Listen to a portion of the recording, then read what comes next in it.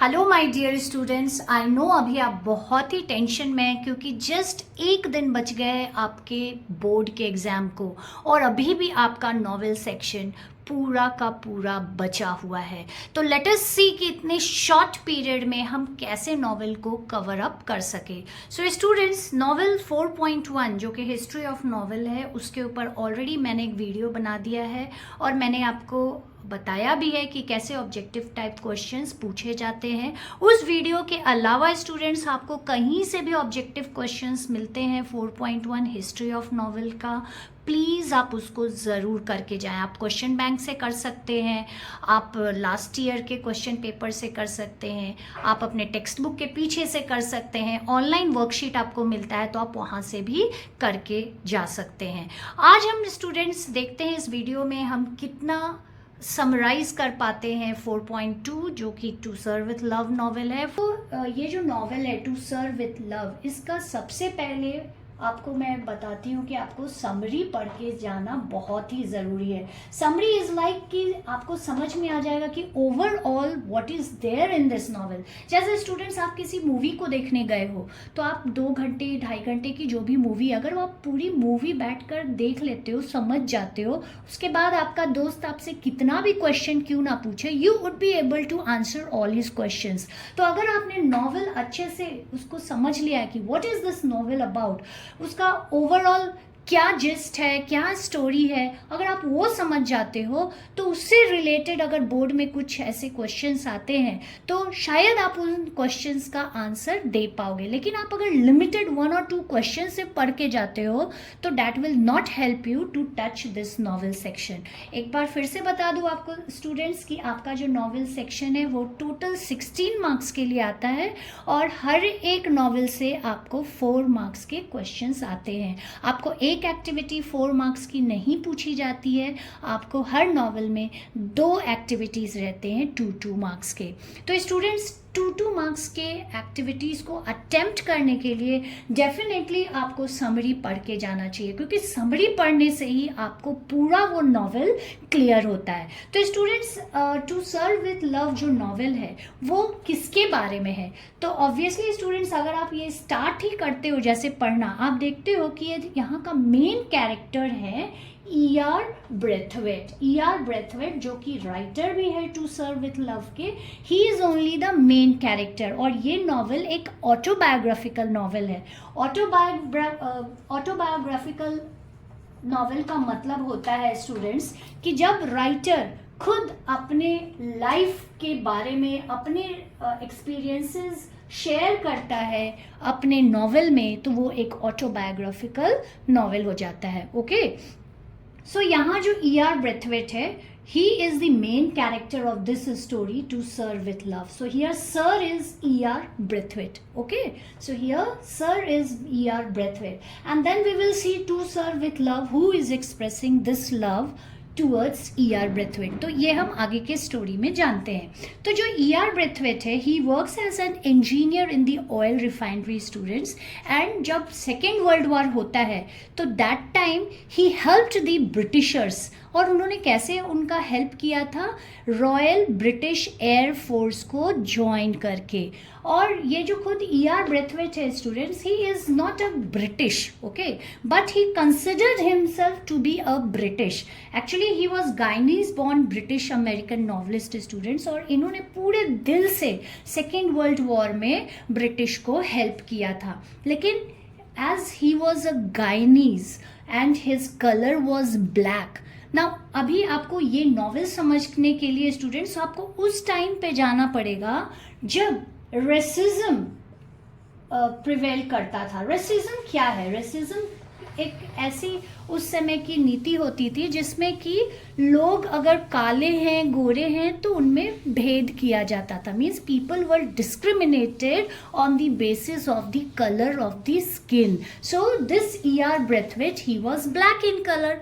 He was black because he was not a British born person. Okay, so though he had given his 100%, he had served British Air Force during the Second World War, but after the war he became jobless.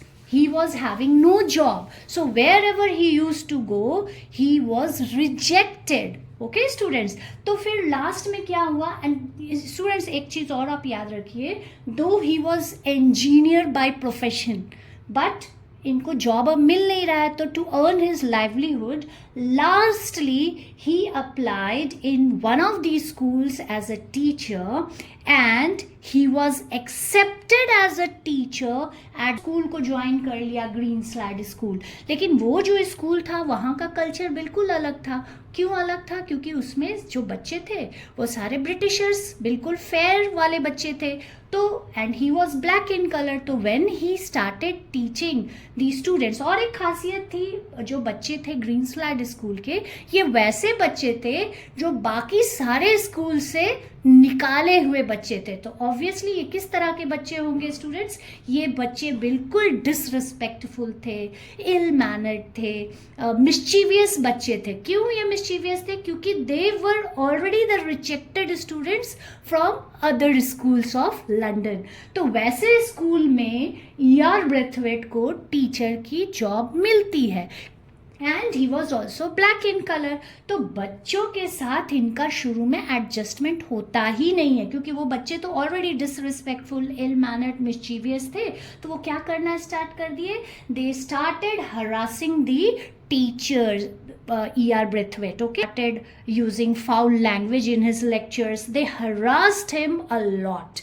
तो even the girl students, जो ऐसी नहीं कि लड़कियां बड़ी शांत थी and they were very obedient, they also use to harass Braithwaite. अब ब्रेथवेट को लगता है कि अब कैसे अपने जॉब को कंटिन्यू किया जाए, ये तो टाइम ऐसा लग रहा है कि रिज़ाइन ही कर दिया जाए। तो उन्होंने बहुत सोचा and then what he did, he changed his teaching style. और फिर उन्होंने क्या किया, वो नेक्स्ट डे जब जाते हैं तो he started addressing every girl student by referring them as Miss. तो अचानक से बच्चों को ऐसा लगने लगा कि इतना रिस्पेक्ट हमें क्यों दिया जा रहा है, क्यों हमें इतना रिस्पेक्टफुली सर मिस करके बुला रहे हैं सारे गर्ल स्टूडेंट को। पर धीरे धीरे धीरे उन्होंने ये चीज़ें एक्सेप्ट करने लगी कि now the teacher had started treating them as adults and respected people, and that's why he is referring Miss to every girl student, and in return the students started calling him sir. Okay, so from here we could find the change in attitude of the students towards the teacher. And who was that teacher? E.R. Braithwaite. Now अब इसके बाद क्या होता है, एक थोड़ी अच्छी शुरुआत हो जाती है। तो E.R. Braithwaite फिर बच्चों को बाहर excursion, field trips, museum, theatre, ये सब दिखलाने के लिए भी ले जाने लगते हैं। तो वहीं पर फर्स्ट टाइम एक फीमेल टीचर जो ग्रीन स्लैड की थी, गिलियन, आप देखो आपके टेक्स्ट बुक में दिया हुआ है स्टूडेंट्स, गिलियन ब्लैंचार्ड,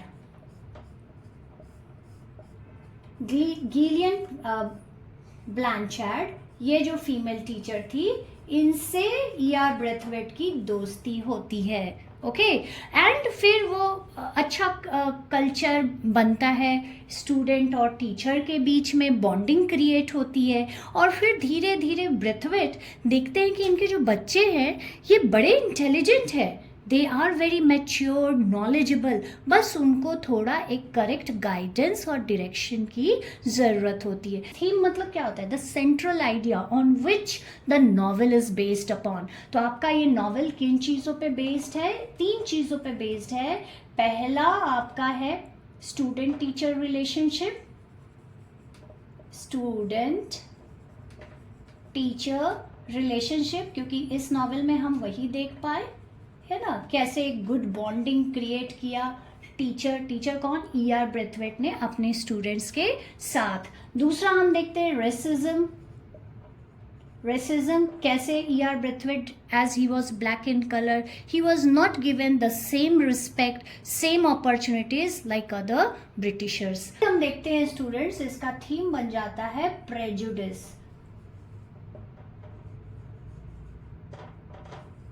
प्रेजुडिस का मतलब क्या होता है? प्रेजुडिस का मतलब होता है when you have developed the strong feeling of disliking somebody और you are not able to trust anyone because of his caste, religion और रेस. सो ये जो प्रेजुडिस वाली फीलिंग थी, ये ब्रिटिश को किसके लिए थी? ये थी आपको E.R. ब्रेथवेट के लिए, क्योंकि E.R. Braithwaite he was born in Guyana और that time Guyana was dominated by British. तो इनको क्या लगता था E.R. ब्रेथवेट को कि he should also be given the same respect like the British citizen. लेकिन ऐसा तो हुआ नहीं. ब्रिटिश ने उनको अपॉर्चुनिटीज़ और रिस्पेक्ट सेकेंड वर्ल्ड वॉर के बाद कुछ भी नहीं दिया. ही जब काम था तो सेकेंड वर्ल्ड वॉर में उनसे काम ले लिया and after that he was not having any job. He was 3 become the theme of this novel to serve with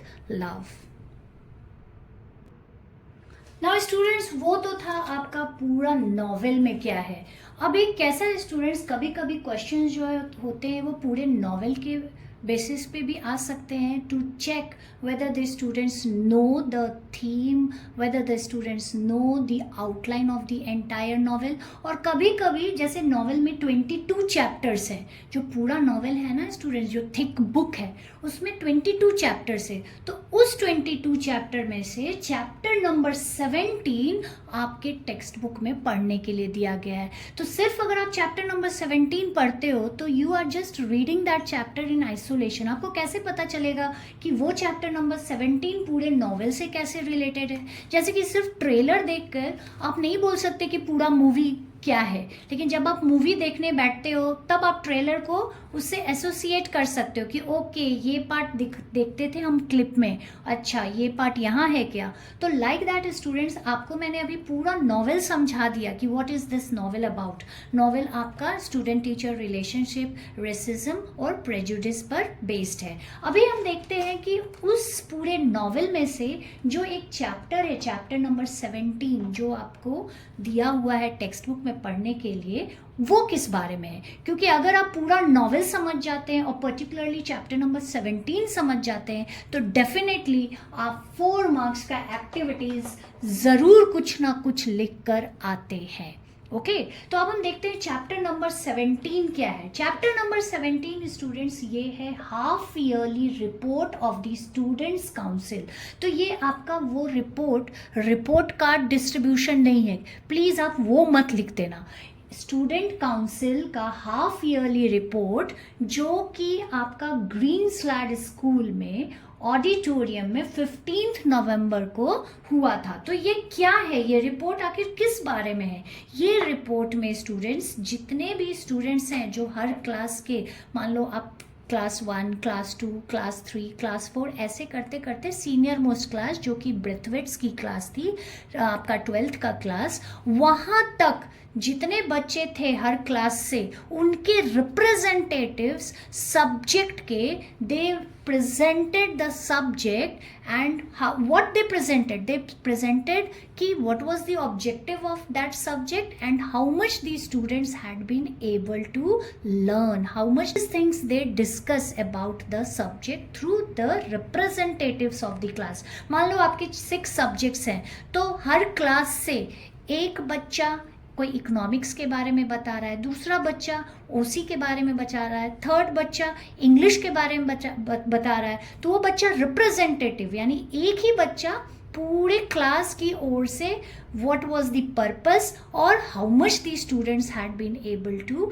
learn, ये बता रहे थे. तो आप देखो, आप पेज नंबर 180 में students synopsis of the extract है. सिनॉप्सिस का मतलब होता है समरी. तो जो ये चैप्टर नंबर 17 आपको जो दिया हुआ है ना, ये कितने पेज में दिए हुए स्टूडेंट्स? 4.5 नहीं स्टूडेंट्स, ऑलमोस्ट 4 पेज आप कह सकते हो, 4 पेजेस में दिए हुए हैं. तो ये 4 पेजेस का भी आपका समरी दिया हुआ है, page number 180, synopsis of the extract.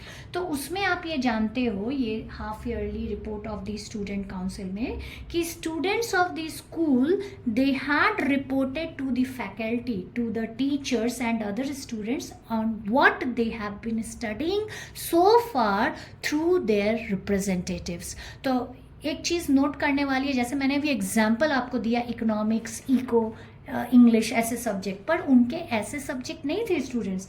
Page number 182 पे स्टूडेंट्स आप राइट हैंड साइड देखो, वहाँ पे ER ब्रेथवेट के क्लास के जो बच्चे थे उनमें से देखो नेम आप देखो, पॉटर है जो कि अर्थमेटिक सब्जेक्ट को प्रेजेंट करता है, सैपियानो है जो नेचर स्टडी को प्रेजेंट करता है, miss Beck and Jackson geography को प्रेजेंट करते हैं, miss Dare and Ferdman physiology को प्रेजेंट करते हैं, मिस डॉड हिस्ट्री को, और डेनहम यहाँ इम्पॉर्टेंट है PT एंड गेम्स को, मिस जोसेफ डोमेस्टिक साइंस को। नाउ जहाँ भी मैं मिस आपको बोल रही हूँ स्टूडेंट्स, पेज नंबर 182 में ये जितने भी मिस हैं ये टीचर नहीं है, ये स्टूडेंट्स हैं। क्यों ये स्टूडेंट्स मैं बोल रही हूँ? क्योंकि this ER Braithwaite, the teacher, he had started this culture of referring every girl student by calling as miss.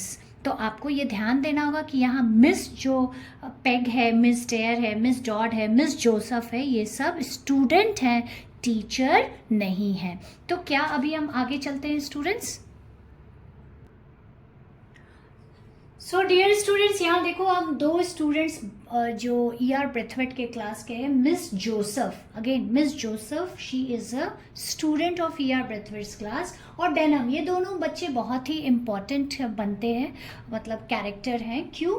क्योंकि इन दोनों ने ही पूरा जिम्मा उठा रखा था student council half yearly report का। Okay, so they had organise this student council half yearly report. और मिस जोसेफ ने किस सब्जेक्ट को प्रेजेंट किया था? She presented domestic science. और डेनहम ने किस सब्जेक्ट को प्रेजेंट किया था? He presented PT and games. Denham बहुत ही इंपॉर्टेंट कैरेक्टर यहाँ बन जाता है स्टूडेंट्स, क्योंकि मैं आके आपको बताती हूँ कि इसने एक आर्ग्यूमेंट रेज किया था related to this subject PT and games. एक और कैरेक्टर है मिस्टर फ्लोरियन। मिस्टर फ्लोरियन जो है, he is the head master of Greenslade school, और हम ये भी देखते हैं कि इन्होंने ही इस मीटिंग को एड्रेस किया था फर्स्ट। ओके, और बहुत ही लेंदी इन्होंने बट वेल रिसीव प्रेजेंटेशन दिया था student council half yearly report start करते वक्त।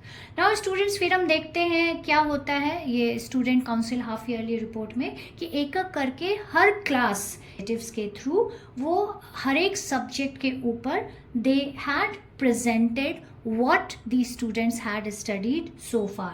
तो ऐसे धीरे धीरे करते करते फिर लास्ट में ER ब्रेथवेट क्लास, जो कि सबसे सीनियर मोस्ट क्लास थी, उनकी बारी आती है। तो जैसा मैंने आपको बताया स्टूडेंट्स, पेज नंबर 182 में पॉटर ने अर्थमेटिक को पहले प्रेजेंट किया, सैपियानो ने नेचर स्टडी को, मिस पेग एंड जैक्सन ने geography, miss Dare and Forman ने फिजियोलॉजी को प्रेजेंट किया, मिस डॉड ने हिस्ट्री, और डेनहम ने PT एंड गेम्स, और मिस जोसेफ ने डोमेस्टिक साइंस को प्रेजेंट किया। तो यहाँ डेनहम क्यों इम्पॉर्टेंट बन जाता है? क्योंकि प्रेजेंटेशन के बाद एक पैनल ऑफ टीचर्स, मतलब एक group of teachers randomly select किए गए थे। वो इसलिए सिलेक्ट किए गए थे कि किसी बच्चे को किसी सब्जेक्ट से रिलेटेड कोई भी डाउट्स है तो ये panel of teachers he clear कर सकते थे। अपना सब्जेक्ट PT एंड गेम्स को प्रेजेंट करता है, तो ही was having that query that what's the need of keeping PT twice weekly for 20 minutes, मतलब 20 मिनट्स वीक में 2 दिन रखने से क्या फ़ायदा होगा? There would be no physical benefits to any of the students. And Denham खुद एक बॉक्सर था, तो ही वॉज फिजिकली फिट, तो उसने इस तरह की क्वेरी रखा, और उसने ये भी कहा कि हर एक बच्चे को फिर इस तरह से कंपल्सरीली PT के लिए नहीं लेना चाहिए। So he was having this query. तो उसके क्वेरी को सॉल्व करने के लिए, जैसा मैंने कहा कि पैनल ऑफ टीचर्स भी on the spot group of teachers को सिलेक्ट किया जाता था कि किसी बच्चे को सब्जेक्ट प्रेजेंट करते वक्त if he is going through any doubts, any queries, तो वो पैनल ऑफ टीचर्स उसको पूरा सेटिस्फाई करते थे, उसका डाउट्स को क्लियर करते थे। तो यहाँ पर जो पैनल ऑफ टीचर जो सिलेक्ट किए गए वो थे, उसमें Mr Weston, Mrs Dale Evans and Miss Phillips. तो मिस्टर वेस्टन ने he try to answer the query that was raised by Denham, लेकिन उन्होंने एक अलग ही तरह से उस क्वेरी को सॉल्व करना चाहा, जो कि एकदम रिडिकुलस था, इलॉजिकल था। यहाँ सबसे इम्पॉर्टेंट चीज़ है स्टूडेंट्स, ये कैरेक्टर मिस फिलिप्स। नाउ यहाँ पर जो मिस फिलिप्स है, शी इज़ अ टीचर।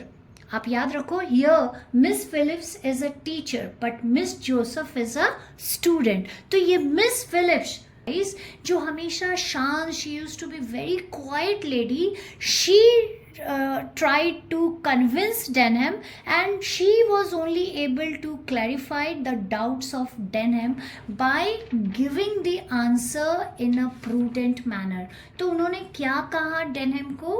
उन्होंने Denham को कहा कि you are so fortunate, मतलब आप इतने physically fit हो, तो आप जैसे बच्चे को you should help the weaker students in helping them to do the physical exercises and becoming physically fit. Those who need PT lectures, why don't you keep PT lectures for them? Why for us? We should have better options like playing football or something like that. तो फिर यहाँ पर जो है जो miss Phillips है, she again gives a very nice answer to Denham query. She said कि आप समझो that this is a kind of exercise that you are giving to your mind. Also told कि the time table of this school is such which will help you to face the outside world in doing things which you are not interested। कितनी खूबसूरत चीज़ उन्होंने कही कि if you are not interested in doing the things। यहाँ Denham को PT करना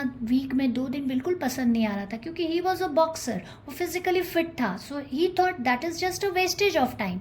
लेकिन फिर भी आप करो, इसके लिए आपको स्कूल तैयार करता है to face the world where you have to do the things in which you are not interested. तो इस तरह से जो ये आर्गुमेंट था, it finally comes to an end, and now Denham he accepts that now he is outwitted by miss Phillips. और इसके बाद फिर उसके बाद पूरा जो प्रोसीडिंग्स था वो क्लोज हो जाता है, और like this your chapter number 17 also comes to an end. तो स्टूडेंट्स, आपको आपके इस नॉवेल में क्या याद रखना है? आपको इस नॉवेल में याद रखना है कि पूरा नॉवेल का समरी क्या है, जो कैरेक्टर्स है जैसे E.R. ब्रेथवेट, आपके डेनहम है, मिस जोसेफ है, और जो मिस फिलिप्स है, मिस्टर वेस्टन है, ये सब जो छोटे और बड़े कैरेक्टर है, इनको याद रखना है। आपको याद रखना है कि थीम क्या है, आपको याद रखना है कि एक्सट्रैक्ट क्या है। एक्सट्रैक्ट आपका student council half yearly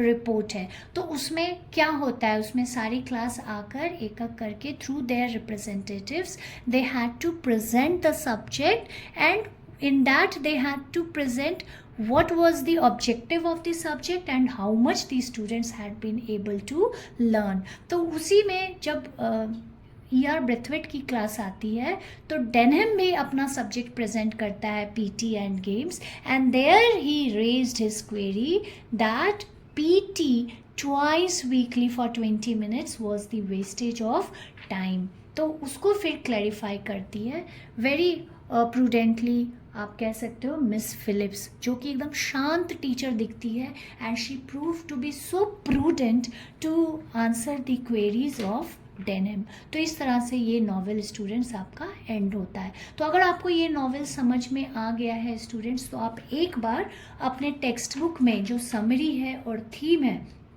and the synopsis of the extract वो ज़रूर पढ़ के जाएं, and I am damn sure कि आप ज़रूर 4 मार्क्स की एक्टिविटीज़ कुछ ना कुछ तो ज़रूर लिख के आएंगे इंस्टेड ऑफ लीविंग।